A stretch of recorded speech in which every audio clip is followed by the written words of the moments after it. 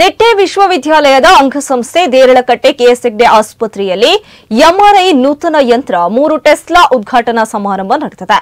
ನಿಟ್ಟೆ ವಿಶ್ವವಿದ್ಯಾಲಯದ ಕುಲಾಧಿಪತಿ ಎನ್ ವಿನಯ್ ಹೆಗ್ಡೆ ನೂತನ ಯಂತ್ರ ಉದ್ಘಾಟಿಸಿದ್ದಾರೆ.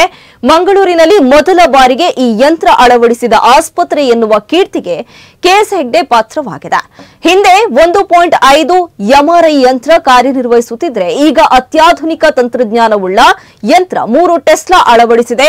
ಮೆದುಳು, ಬೆನ್ನು, ದೇಹದ ಯಾವುದೇ ಭಾಗದಲ್ಲಿರುವ ಕಾಯಿಲೆ ಪತ್ತೆ ಹಚ್ಚಲು ಈ ಯಂತ್ರ ಹಿಂದಿನ ಯಂತ್ರಕ್ಕಿಂತ ಹೆಚ್ಚು ಕ್ಷಮತೆಯಿಂದ ಕಾರ್ಯನಿರ್ವಹಿಸಲಿದೆ. ಮನುಷ್ಯ ಮೆದುಳಿನಲ್ಲಿ ಟ್ಯೂಮರ್ ಇದ್ರೆ ಆಸುಪಾಸು ವ್ಯಾಪಿಸಿರುವ ಹಾಗೂ ಮೆದುಳಿನ ಕಾರ್ಯವೈಖರಿ ಅರಿಯಲು ನೂತನ ಯಂತ್ರ ಅತ್ಯಂತ ಉಪಯುಕ್ತ. ಅಲ್ಲದೆ ಈ ಯಂತ್ರ ಅತ್ಯಂತ ತ್ವರಿತವಾಗಿ ರೋಗ ಪತ್ತೆ ಹಚ್ಚಲಿದೆ ಎಂದು ಮಾಹಿತಿಯನ್ನ ನೀಡಲಿದ್ದಾರೆ.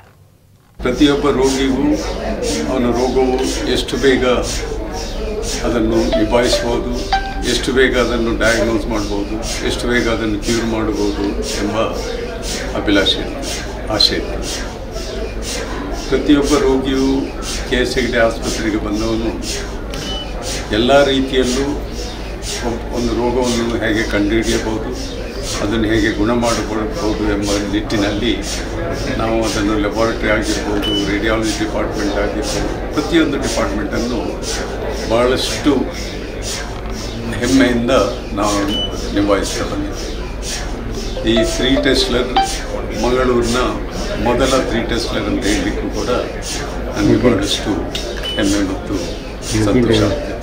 ನಮ್ಮಲ್ಲಿರುವಂತಹ ಒಂದು 1.5 ಟೆಸ್ಲಾದ MRI ಮಿಷನ್ ನಾವು ಅದನ್ನು ಅಪ್ಗ್ರೇಡ್ ಮಾಡಿ ಈಗ 3 ಟೆಸ್ಲಾ ಮೆಷಿನನ್ನು MRI ಮಿಷನನ್ನು ಅಳವಡಿಸಿದ್ದೇವೆ. ಇದು ಅದಕ್ಕಿಂತ ಒಂದು ತುಂಬ ಅತ್ಯಾಧುನಿಕ ತಂತ್ರಜ್ಞಾನವನ್ನು ಹೊಂದಿರುವಂತಹ ಒಂದು MRI ಮೆಷಿನ್ ಆಗಿದ್ದು, ನಮ್ಮ ಮೆದುಳಿನಲ್ಲಿರುವ ಟ್ಯೂಮರ್ ಇರಲಿ ಅಥವಾ ಬೆನ್ನುಹುರಿಯಲ್ಲಿರುವ ಟ್ಯೂಮರ್ ಇರಲಿ ಅಥವಾ ನಮ್ಮ ಯಾವುದೇ ದೇಹದ ಇತರ ಅಂಗಾಂಗಗಳಲ್ಲಿರುವಂತಹ ಒಂದು ಕಾಯಿಲೆಯನ್ನು ಪತ್ತೆ ಹಚ್ಚುವುದಕ್ಕೆ ಮುಂಚಿನ ಮಷೀನಿಗಿಂತ